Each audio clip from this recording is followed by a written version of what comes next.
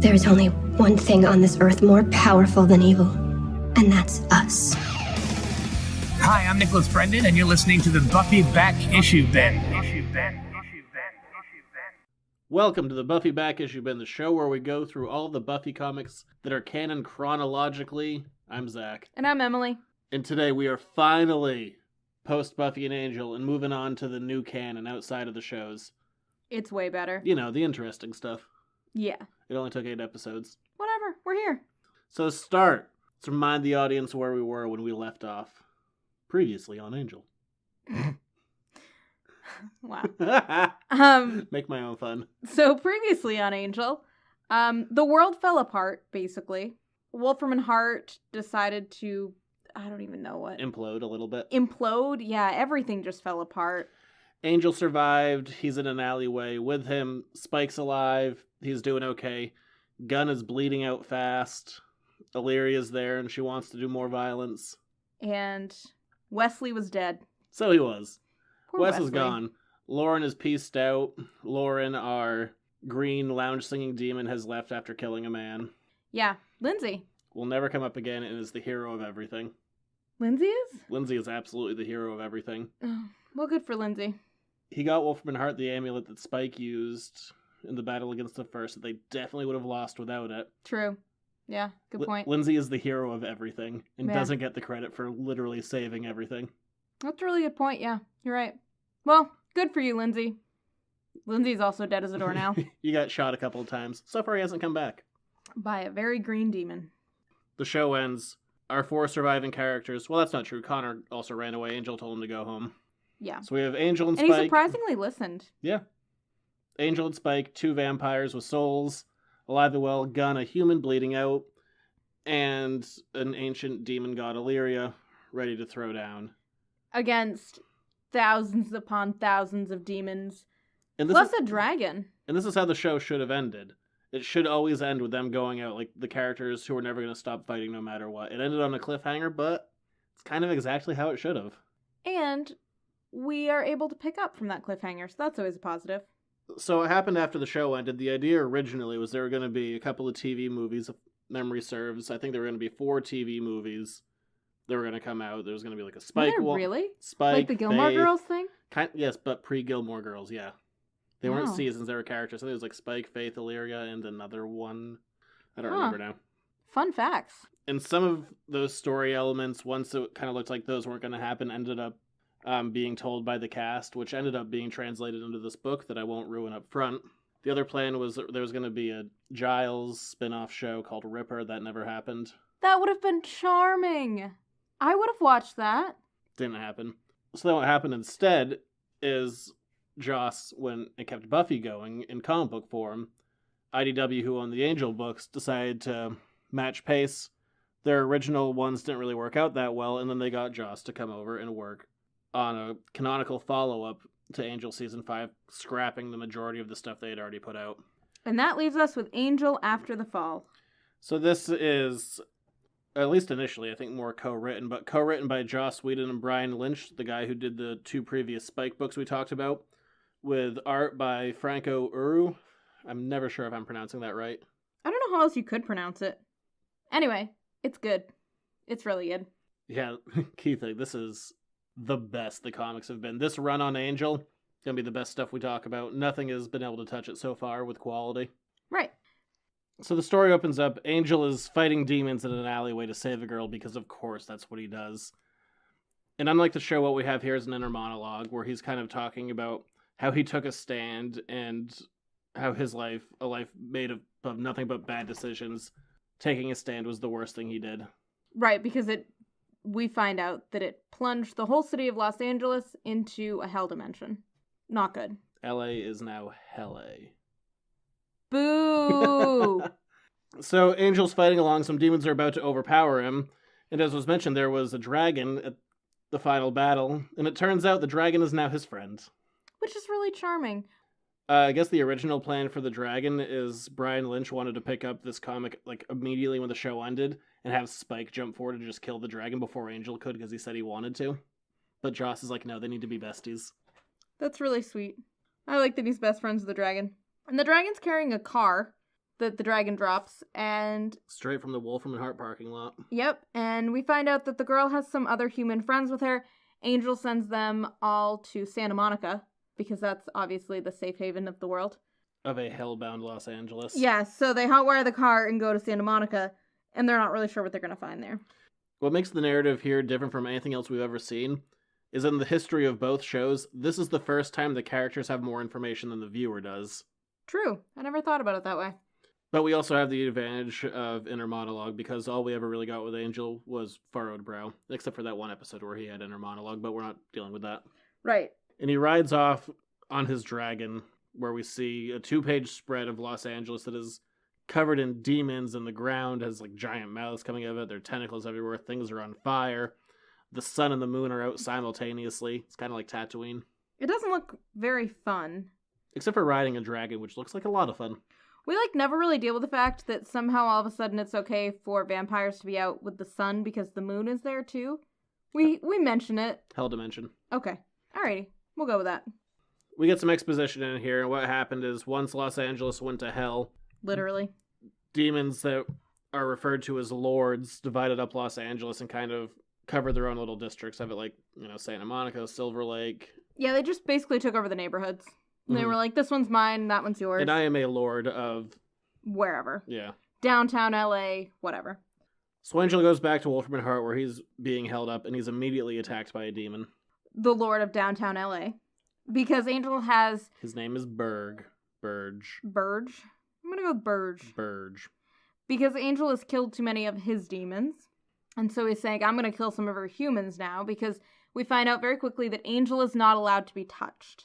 That's part of the rules, is that they can't touch Angel. Or rather, they can't kill Angel. I guess they can touch him. Then we flip the page, and we get the best reveal. We get Wes! But it's not just Wes, it's dorky Wes. Yeah, Wesley is back, but not from the dead. No, he's a ghost, but he's a dorky ghost. It's not a ghost. They keep calling him Ghost. What would you like to call him? Under contract. Phantom? Incorporeal? So we established this much earlier in Angel, that if you're a Wolfram and Hart employee and you die, that's not the end of your contract. And when Wesley was stabbed, he was still technically a Wolfram and Hart employee, so they kept him under contract. So they brought him back like they brought back Lila, basically. In Holland manners. But they don't really like Wesley. So as an extra little bit of torture for keeping him around, putting him in hell, they also made him look the way he used to look. Instead of like crazy, drunken, rugged alcoholic, he's back to nerd in a bad suit with glasses. He looks dapper. He looks bad. He looks like a dork. So Wesley negotiates with, we're going to call him Burge? Burge. We'll call him Burge. I like Burge. It's so bad trying to do demon names when we're not hearing someone else say them. It won't be the first, or I guess it is the first. It won't be the last time it comes up. But he has a son with him as well. And the son's like, I want to wear Angel's skin. Yeah. But he's told he can't, so he gets angry and attacks Wesley, and that's when we find that Wesley is incorporeal and can't actually affect the world around him. Right, he can just talk to everybody. So Wes says that Angel has to stay in the Wolfram and Hart building that night, and he can't go on patrol, so that will be kind of their arrangement to make up for Angel killing all of these demons. And Angel sticks to that. Mm-hmm. So Burge and his son leave. They note that there's a really nice desk that they want in Angel's office. So it's very sturdy. It is sturdy and metal. Angel asks Wes where he was. He's like, I was out. What were you doing? He's like, I was on patrol. It's like, I see the dragon was with you. He's like, so did you save some people? Like, of course I saved some people. Like, did you send them where you always send them? Like, yeah, I did. And real summarized conversation. We find out that where he always sends them is Santa Monica, which doesn't look any better than anything else in the world right now. No, I mean, as far as they know, like, they're in Los Angeles and they can't get out. They never really explained the borders, but basically they're stuck in LA. Yeah. And they're pretty wide borders of LA. Like, we're calling Santa Monica part of it. So they come to this place and they open the door and all of a sudden there's all these people there as well, like humans. Sorry, we're back to the humans. Did we talk about that? What about them? That we're talking about the humans that Angel sent away in the car? Sure, we're talking about them now. Okay. So they go to this old hotel and we find out that they are... But not the hotel. Not the hotel, but it is a hotel. We find out that there's just a whole... A gaggle. Yes, gaggle of humans who are here. Or mostly humans. And they freak out. They're about to run away, but they get surrounded by electricity from Gwen. Oh, Gwen. We haven't seen Gwen in forever. No, it's nice to see her again. She hasn't changed her outfit at all. No, because why would you? And then... She has a look. And then we find out that there's a werewolf lady. Nina. Hi, Nina. Do you not remember Nina? I remember Nina. Because you told me that Angel's Oz girlfriend. was supposed to come back to help Nina. Yeah, that was the original plan for season 6, is Seth Green was going to come back and help Nina deal with her werewolfism, but that never happened. No. So anyway, Nina's here dealing with her werewolfness all by herself. And because there's a full moon out and the sun at the same time, she's kind of in between. She's just human and freaking out, wolf. basically. Sometimes her hair will change color. Because why not? Coloring error. Okay, well, that works too. No good reason, only a bad one. But there's someone else there as well, someone who's leading this whole... What are we going to call them? The grossest hair. Focusing on the weird part. I'm not. Let's call them, I don't know, a collection. But the person with the amazing hair that Angel has been sending all of these humans to is none other than Connor. It just looks so gross. It looks like greasy, and it goes down to his shoulders, and it's just not good. His hair did get a little bit longer. It's really not good. Okay, so full disclosure, I am not Connor's biggest fan. I don't like him at all. Okay, full stop. I like Connor. I always have. I have not ever I liked also Connor. understand why people dislike Connor. I actively dislike him. So. But I like where his story ended, where he was, a little more complete and not as broken. If anybody else out there has watched Gilmore Girls, Connor felt like April. Not in a good way. There is no good way. They're both terrible. So Connor just introduces himself and said, "This is my family." Yep, basically. But Angel's also been avoiding Connor. He's been really sending him, people on the down low in the parlance of the youth. So far, we've had 2 dramatic reveals in here. We've already had Wesley and Connor in just the first issue. Yeah, but we're also going to stop. We're not going to get everyone in issue 1, which I also like. I like that We've spaced it out. The story doesn't try and overstuff itself. No. But I do like that they use the dramatic reveal for pretty much everybody. Oh, there's always a dramatic reveal. Getting everyone back. This has been years since the show ended. These are beloved characters that no one's seen in forever. If you're going to bring them back dramatically. And they do. And here's the first kind of odd thing that we see is that Wes is trying to heal Angel. We cut back to Angel, and Wes is trying to heal him. Because he got beat up by Burge's son. Right. And that's just odd because as a vampire, he's never needed healing before. Nope. We'll come back to that. But then we cut over to one of my all-time favorite characters, who we've previously mentioned, Beta George. Oh, Beta. Oh yeah, Beta George is canon. He's back, and he's our buddy. And he's with a lord whose name is... I don't know. Kerp. K-R''PH. Kerp. Yeah. Blue guy with a glowing heart. We'll call him that. Blue guy. I'm going to call him Kerp. Okay. You can call him that. He's the Lord of Westwood. I'm going to call him the Lord of Westwood. There you go. But he has kidnapped Beta George, and he has his own gaggle of humans and demons. And he's taken over a football stadium. Most of the humans are scantily clad women. And men. He set up a gladiatorial combat type situation, and he's using Beta George to make them fight. And he has the glowing heart inside of him is an ancient artifact that amplifies power, so he uses it to kick up George's power to make these warriors fight. And most of them are like, I was a security guard. Yeah, they're like, I didn't actually want to fight. And Beta George is like, I don't want to make you fight either. So a fight is happening, and then some individuals from off-screen show up. And are you ready for another dramatic reveal? Dun dun dun! Because we turn a page, and we get Gunn. We do get Gunn, who has this odd scratch beneath his right eye now. Just as a heads up. And Gunn is attacking demons, as usual. Kerp.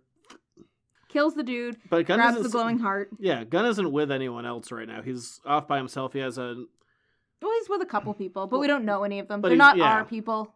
Yeah, he has a whole different group going on. He has Team Gunn. And in this hyper-violent way, he goes up to Kerp and punches him through the chest and rips this artifact out that was right by his heart. Yeah, he's kind of like a skeleton with this blue blob around his skeleton with the glowing heart in the middle. We'll call it Jello. It's like blue Jello surrounding a skeleton. Yes, and so he goes through the blue Jello and breaks up the skeleton and grabs the glowing heart. Rips it out of his chest. Yeah, it's not great. And he's very happy about himself. He's You're all free, but hey, scantily clad women, if you want to come with me, things can get downright erotic. Gross. Which is a weird thing for Gunn to say. Very... Not Gunnish. Yeah. Yeah. So, we cut back to Wes, and we cut back to Angel. Angel is watching Burge's son kill a bunch of humans right underneath the Wolfram and Hart building, just as... Which seems dumb on the part of Burge's son. Yeah, as this whole, like, retribution thing. He's like, watch me kill these people. So Angel kicks a very fine metal desk out the window. Yes, the one that they like. He gave it to them. And then he also throws a stake out the window. Yeah, Burge's son freaks out. He's like, my father told you couldn't leave. So Angel throws a stake, gets him through the eye, and he's dead. And Angel has not left the building, just so we're clear. No, technically he's still there. And Angel has killed the son of a lord. Not good. Not good at all. And basically for him it goes... So inner monologue goes, well, can't take that back. Good. It all begins with a stake in the eye. Of course, that might be exactly what Wolfram and Hart wants. That's fine. Let them think they're in charge. Wolfram and Hart has taken everything I had, everyone I cared about, everything I was. But that's how I'm going to win. They think they've changed me. And the issue ends, but not without one more reveal. Right, because while that last little bit of inner monologue has been going on, we see the distinctive red sweatshirt of Gunn, and we cut to his face, and it's all vamped out, and he has killed all of those girls. Now, funny bit of history for this here. We're reading this out of the graphic novel, which is a really great hardcover. IDW always did a really good job of putting out quality hardcovers for the series.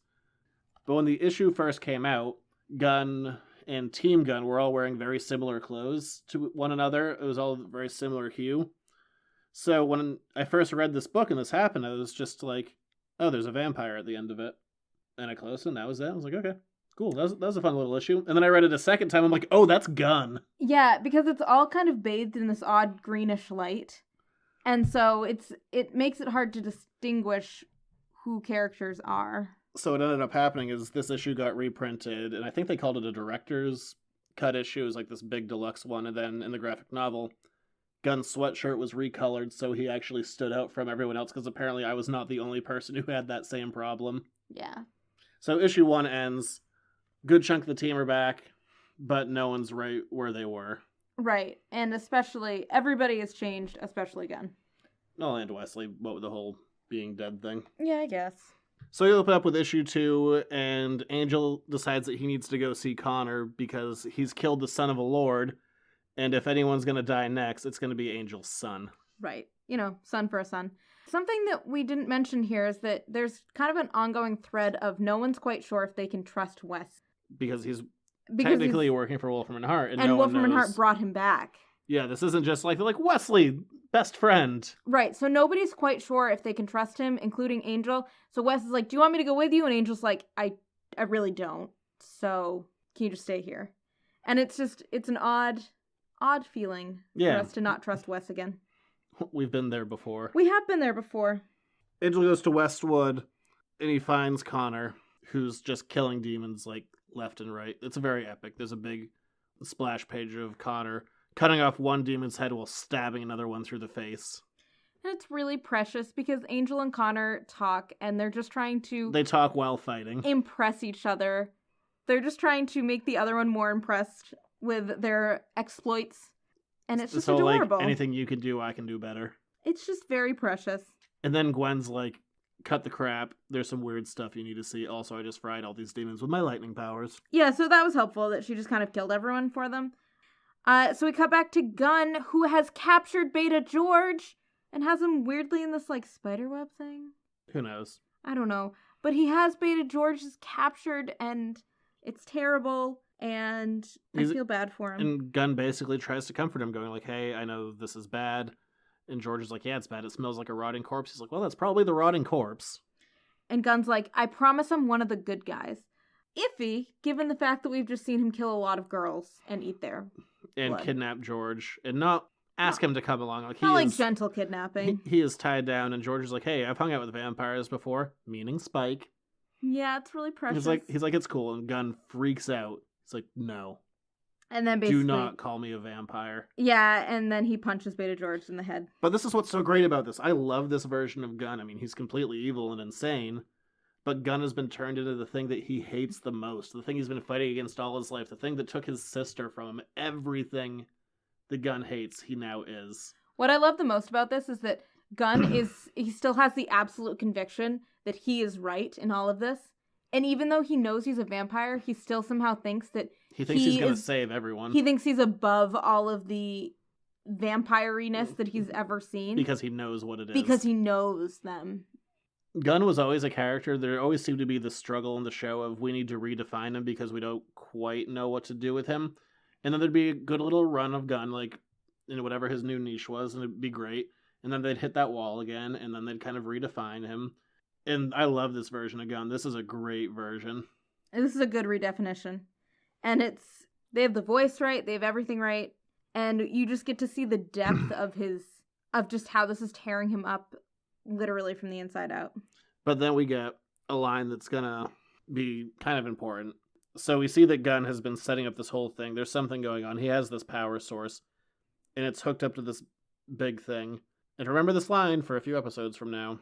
2 seconds after Angel figures it out, Angel dies. Dun, dun, dun. And that's where he put the glowing orb as well that he pulled out of the other demon. So we cut back to Gwen and Connor and Angel, and Gwen shows the two of them that inside the stadium, there's all this stuff written in like ancient Sanskrit. And Connor's like, this is messed up. Do you know who did this? And with the beauty of inner monologue, Angel's like, yeah, absolutely, I know. But to Connor, he just goes, no. Yeah. And so, again, we see him trying to save his son and just keep him out of it. Yep. So Angel tells Connor, he's like, go get my dragon. And then he whispers the name of the dragon to Connor. He's like, you are a weird man, Angel. Angel leaves in one of the cars from Wolfram and Hart. Then he decides to go pay someone a visit. And all of a sudden, we find a lot of girls with very little clothing on. And in the middle of them is lounging Spike, who's recanting the tale of how he saved the world and sent Los Angeles to heaven. And all of these girls are just swooning over him and bringing him chalices of blood, and he is just eating this whole thing up. He's in like a happy vampire. Hugh Hefner pajamas. He's like, oh, bloody hail, and they all repeat, bloody hail. It's they refer confusing. And since Spike has survived 2 major apocalypses in 2 years, they refer to him as the Savior Squared. Is that why they refer to him as the Savior Squared? Yeah, because he saved Sunnydale, and then in his version of how the end of Angel went down. Gosh, that's the dorkiest thing ever. And then he hears this voice, and he goes, which of you can do funny voices? Because that's not... And then it's Angel. It's like, you're gonna ruin everything, aren't you? Mm-hmm. Surprisingly enough, Angel ruins everything. Angel does. That's kind of his whole deal. Yep. Angel wants to know where she is, which is a pretty obvious she, if you've paid attention to the show at all. Yeah, there's not many she's around. Yeah, they've mostly died. Yeah. And Spike's like, yeah, I'm not going to tell you. And they keep saying primordial. It was written in primordial Sanskrit. So, who is our one primordial she-demon? Then Spike mentions that Wes is dead and Gunn is dead. And this is our first kind of hint that no one knows about Gunn. Right. As far as they all know, Gunn's gone. Right. They think that Gunn just disappeared and was eaten, they know that taken away. They know that Gunn was pulled away, and they know that Wesley's dead. And Angel doesn't care for that very much. And I know this is a small thing, but just with the art, which we haven't mentioned that yet. I love the art in this book. I love the colors. I love everything. It looks really good. But it's always weirded me out that Angel hits Spike with a left-handed jab. Oh, yeah. When he's always been more of a right-handed guy. That's true. It's a small thing, but it's always been like, if you're going to try and get someone as quick as you can, like Angel's standing like square onto him, why open with your left? I don't know my rights from my left, so I never noticed that. I'm sure no one else has ever thought about that. I'm sure that somebody has, but... Like, why'd Angel crack him with a left when he could have probably done it faster and better with his right? Small thing. Very small thing. But Angel punches Spike, Spike falls down, and then Angel is quickly picked up by one more reveal. Illyria, who's in this weird bendy pose. That's not comfortable. Oh, how does that happen? Because she wants to hit him with an axe. Oh, that's true. That is a big axe. And so she says, your presence is irritating my pet. And I really enjoy the fact that Spike is the pet this time, because that's one of his little catchphrases. No, I love the two of them together. They were great for their time in the show, and I love that it's continued here. Yes. And I love the Illyria dialogue. All in all, when this is all said and done, Illyria is going to be my favorite who's going to have the best arc out of this whole series. Obviously, these are the writers of the show. They know these characters inside and out. But her dialogue is the one that I can hear ringing in my head the most. Well, I know Joss wanted to, because Illyria wasn't around a ton, but when she was introduced, writers would write all their stuff, but every time there was a Wes and Illyria scene, Joss would take that scene and do it himself. So I'm sure he had a very big say on how the Illyria dialogue was going to go down. Oh, I'm sure. And so ends Chapter 2, with a nice splash page. We open up Chapter 3 with Angel being thrown through a window. As happens. And we find out that weird things are happening to some of the creatures because they're in this weird hell dimension, that werewolves are stuck in this limbo and vampires are stuck in this weird limbo because of the sun and the moon being out at the same time. And all of Illyria's powers that got kind of taken away are back and in full effect. Oh, yes. But we see very quickly that they may not be working quite right, as she keeps shifting the time accidentally. Yeah, so we see, Angel as a baby, Angel in the future, Angel as a drunken human. It's going crazy, and Angel's trying to get all this information out of her. He's like, why did you kill these girls? What's going on? And Illyria is beating just the hell out of him.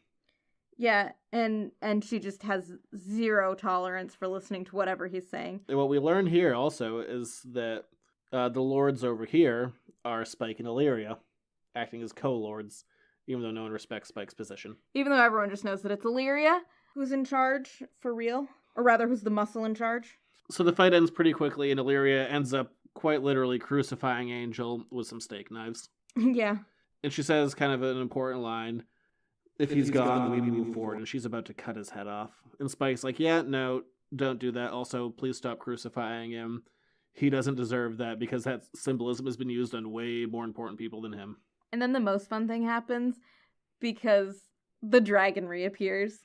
And literally crashes through the wall. Connor's gotten the dragon, and Illyria just looks at it, and she's like, oh, we're doing this. If you ever wanted to see Illyria fight a dragon, it's a good moment. And I don't know why you wouldn't want that.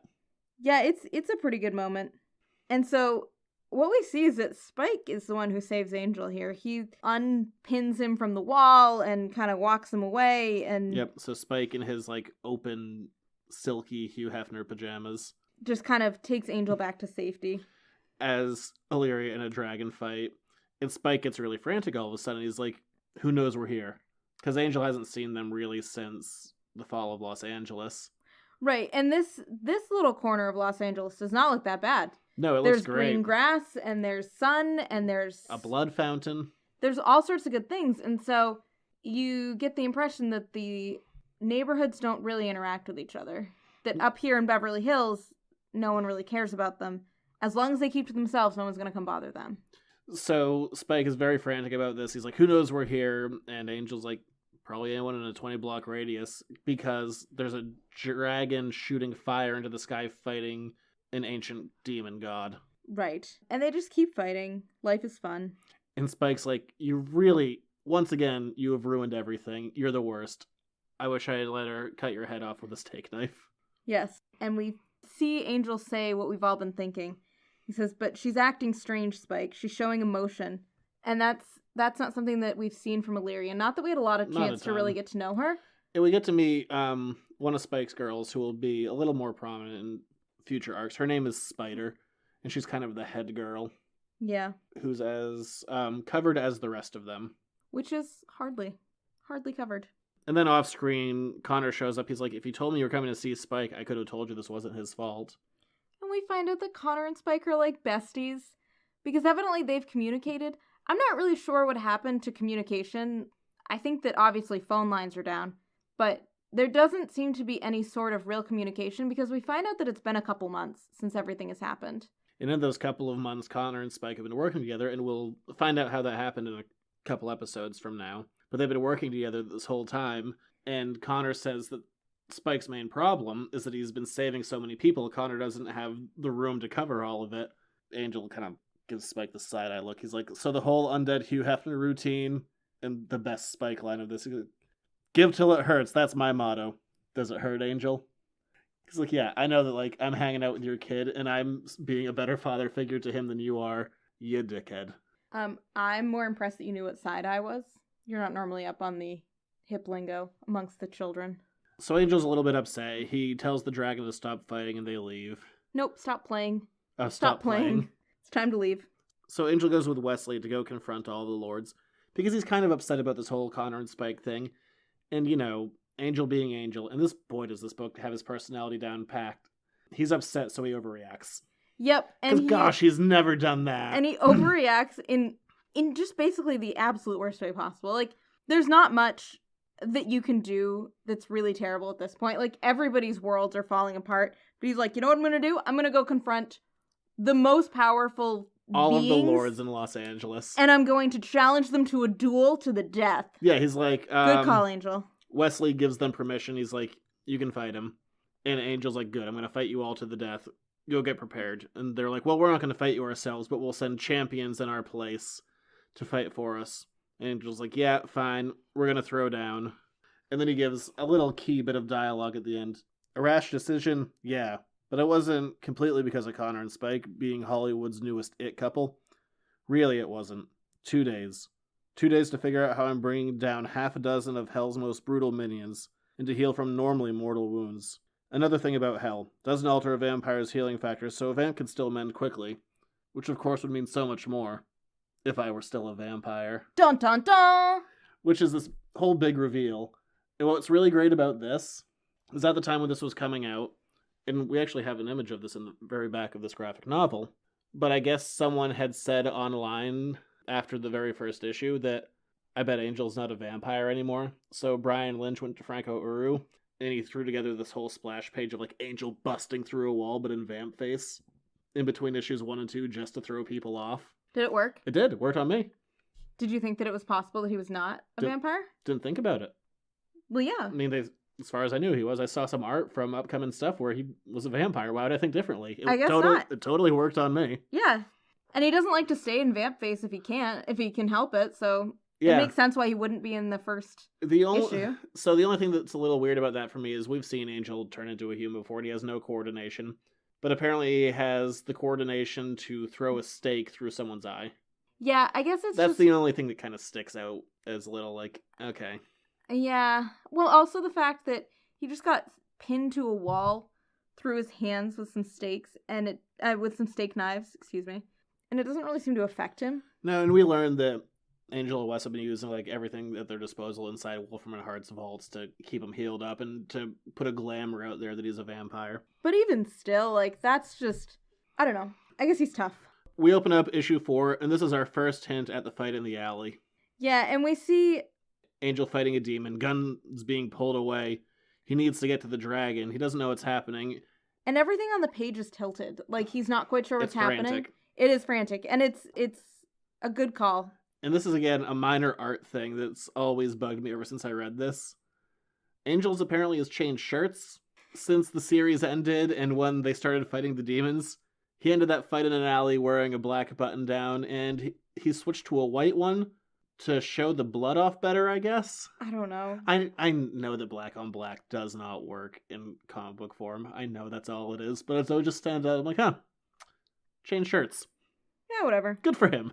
So we just see that this whole scene is frantic, and things are falling apart. And Angel feels something, and this is literally when Los Angeles is sent to hell, and he's on top of a building. He's like, there's some people below me who need help who are being attacked by demons, and I have to get back to the alley to save everyone. So he leaps off a building. He's like, my heart's racing. It's like, wait a minute, what now? Yep, and then he breaks his legs and his back, and his heart is still racing, and we see Wes. Because he literally jumped off a skyscraper, so he's not in good shape. No, not the best. And Wesley comes up to him, and he's just like, I'm sorry. And Angel just kind of realizes what's happening. It says, so am I. And we cut back to another one of their healing scenes, and they're saying that what's cool about this healing scene is the writer Brian Lynch is a pretty big horror fan. Like, he did a series around the same time called Everybody's Dead, which is just chock full of horror references. But Angel is healing himself with the Book of the Dead from the Evil Dead series. Oh, is that what that is? That's the Book of the Dead. Oh, there you go. Well, it makes sense, I guess. But bound in human flesh. But we find out that Angel and Wes are kind of reaching the end of what they can find in Wolfram Hart. They need to go scavenge some more things because At this point, Angel's Angel has healed let his him... spine, healed his legs, and he keeps on getting stabbed by assorted demons and choked out. Yeah. It's been a rough 3 months. They've just used everything basically that they've had, and they're wondering how long they can keep up this illusion. And in fact, he does have a glamour that appears to show him as a demon as well. But what I love here is Angel's shirtless because, it's Angel. Yeah. But he's missing something. Does he have a tattoo? He doesn't. Should he have a tattoo? Yes. Oh, okay. He's missing his tattoo. Well, there you go. But what I really love about this, so this is just, a little bit of an art error. But remember this, because it will be corrected towards the very end of the series. And they're like, oh, oops. He No. had that. No, they address it head on. It's hilarious. Oh, are they just like, we took that away? Yeah, Wolfram Hart says that, we got rid of that gaudy tattoo. Weird. I love it. It's so good. Weird. And then all of a sudden, these two girls appear out of nowhere. They teleport in, and they take Wes and Angel back with them someplace. Dun dun dun. It's not that dramatic. It's not that dramatic. But what's far more dramatic is Angel and Wes leave with these two girls. We see that Gunn has been watching from outside Wolfram and Hart, and he jumps in to go raid the building while they're gone. Yes. And then we see the lone shark from one episode of Buffy. I'm not quite sure how the rights work there. Mm-hmm. Well, that's fine. Giving Spike something called a Hagen shaft, which is kind of this, hey, if things turn sour, we have a suicide ritual together. Basically, yeah, that they can...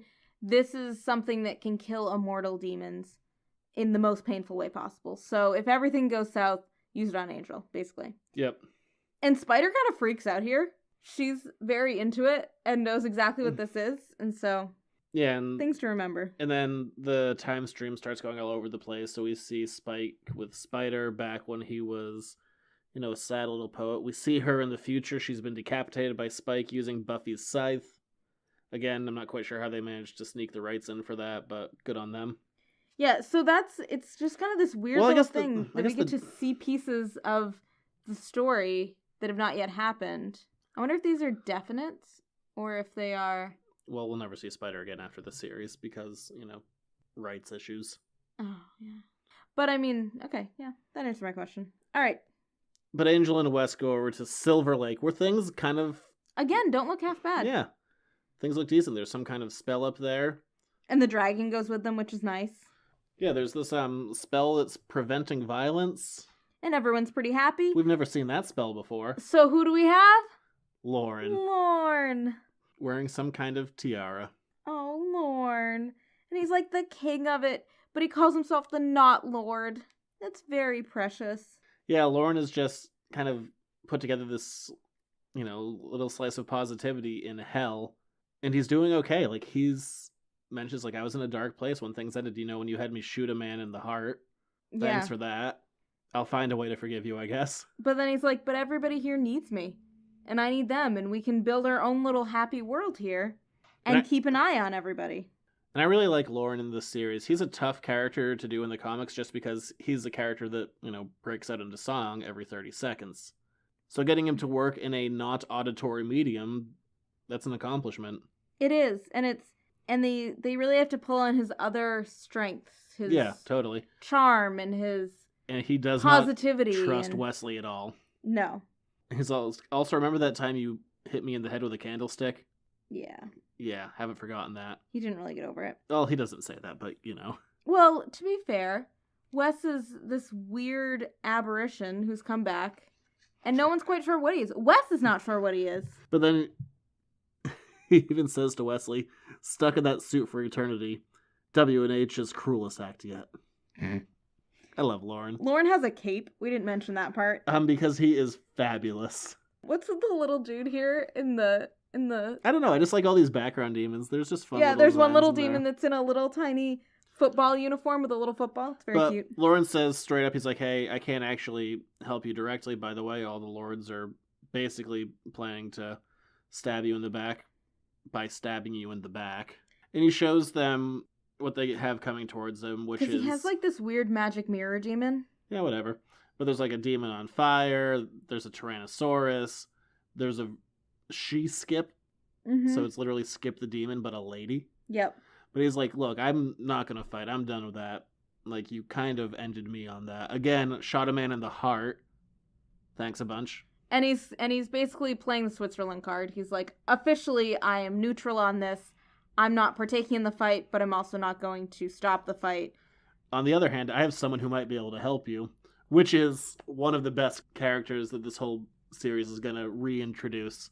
It's the Gruselug! We haven't seen him in forever. We haven't seen... And he comes flying in on a horse. And I'll tell you right up front, he's named this horse Cordelia. Aww.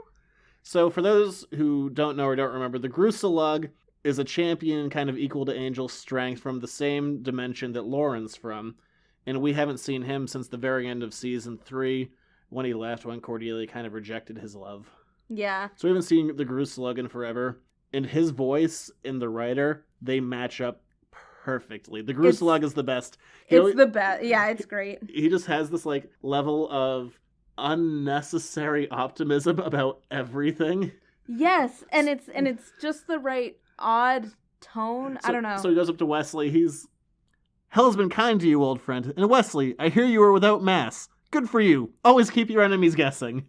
He's just so unnecessarily optimistic, while also just being this mass of a man. Yeah, he's just he's hilarious. It's great.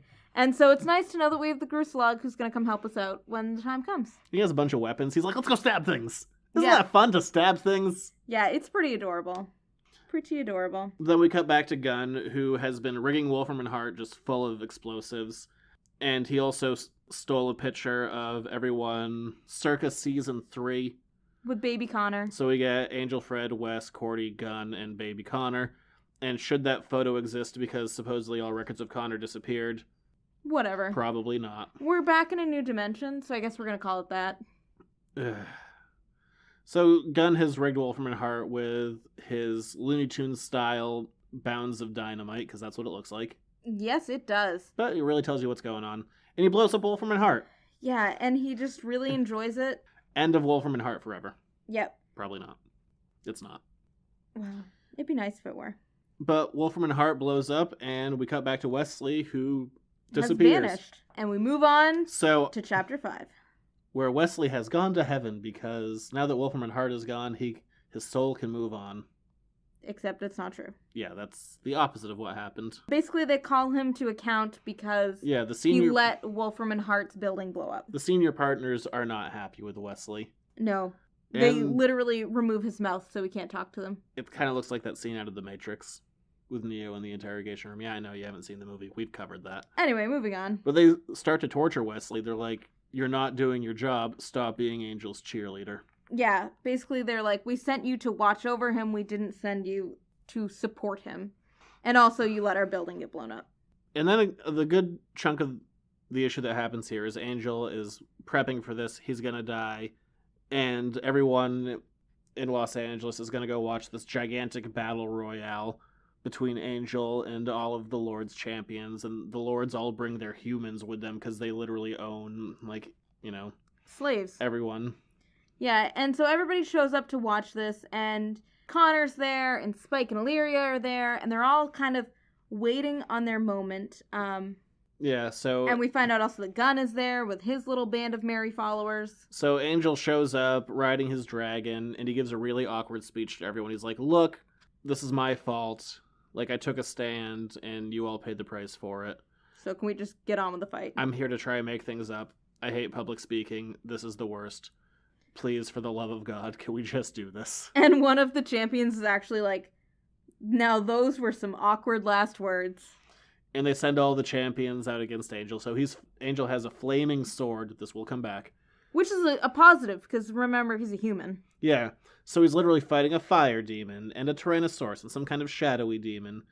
And She-Spike. Skip. She-Spike would be a different thing. Weird. But, we're going to get that. Are we? Oh, yeah. Is that a positive moment? It's a funny moment. Okay. Well, we're still there. Angel thinks he's about to die, and then he sees lightning in the distance. He's like, oh, this is big. Yes. And Wes gets sent back to the world as we know it. To Silver Lake. Yes. Where he finds those girls that Lauren was with, and they kind of explain that Lauren got drunk and contacted everyone. He's like, we gotta stand together, and Angel needs our help. And We're better as a team than without. And blah. And so we find out that the Gruselug is there, and everybody's there to help Angel out. Literally everyone. And Angel goes through this whole like inner monologue. He's like, I wasn't going to ask anyone for help. It turns out I didn't need to. And this is the version of Spike I always like best. The Spike who's just off to the side calling everyone an asshole. So everyone's going on, and like there's all this like touchy-feely stuff. And Spike's like, hey, crazy idea. Less banter. And someone else, unclear, just goes, More fighting? I don't care. Just less banter. That's just the version of Spike I enjoy. And we just see some fighting. Things are happening. The Gruselug Frees the dragon. who was chained up. So the dragon can now go fight the T-Rex. I love Gruselug so much. Look here, dragon. I am freeing you so you may fight the dinosaur. That is something I would very much like to see. And I agree with Gru. Oh, Gru. I would like to see that. Gru's such a dork. But Angel and Spike are talking as they're fighting, and Spike's like, look, basically I'm here because Illyria needs help, and I can't do it by myself. And I hate to admit it, but I know this is the kind of dumb crap that you can pull off. And Angel's like, yeah, sure, I'll help, because, you know, she just exploded out of a giant gelatinous demon. Yes. But then... She's very helpful in this fight. She is, because she's the strongest one there, by far. Yes, yeah. They're fighting, and then Wesley appears, and he just goes, I can't believe it. And Spike, as his reaction and everything, immediately freaks out again. Right. It's like, if I knew Wes was here, I never would have come. Right, because we find out that, again, with their lack of communication in this world, everybody has failed to mention to Spike and Illyria that Wes is still around in some form. Well, in all fairness, Spike has also failed to mention to everyone that Fred is back and Right. sharing a body with Wesley. So Illyria... She's sharing a body with Illyria. Oh, Not with Wesley. that sounds sexier. In any case, she's still sharing a body with Illyria. Wesley appears, and Illyria looks at him. Illyria, who is really dominating this fight, and she turns back into Fred. Right when the T-Rex is about to eat her. Yeah. And she, whatever, She just looks at him and Skip goes- is right behind her. She just goes, Wesley, you're here. And as far as we know, Fred's dead.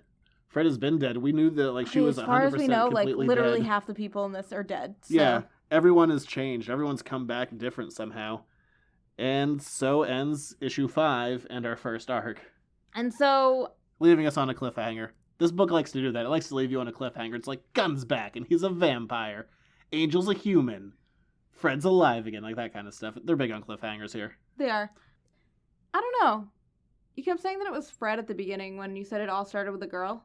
I kind of wonder if it's Cordy. You could argue that. I don't think it is. I don't know. Because we'll get into, like, Wolfram more stuff later on. I think it's... I've always read it as Fred, but I could be wrong.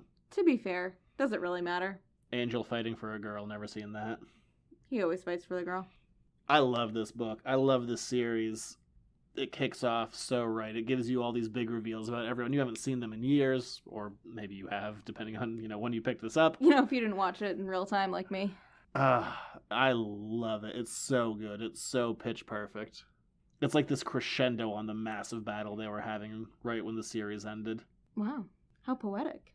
And it's just going to build, and it all works, and it feels right.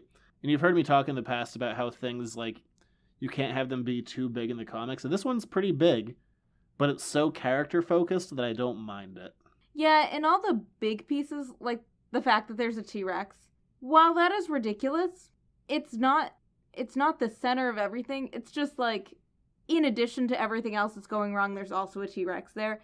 It's not taking it above and beyond what is plausible within this world. And I like Connor in this book. That makes one of us.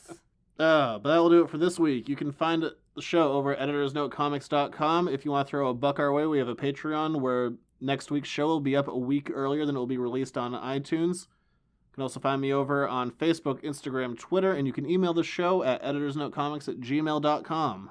If you want to hear more of me, I do another weekly show where we cover news and a topic. Stuff. A timely topic. Or maybe it's not, I just want to talk about a thing. Or it's just whatever you and Jared feel like talking about. Or that. But that'll really do it for this week. We'll be back next week to find out what happened the first night Los Angeles went to hell. Again, quite literally. So we'll see you then. Au revoir.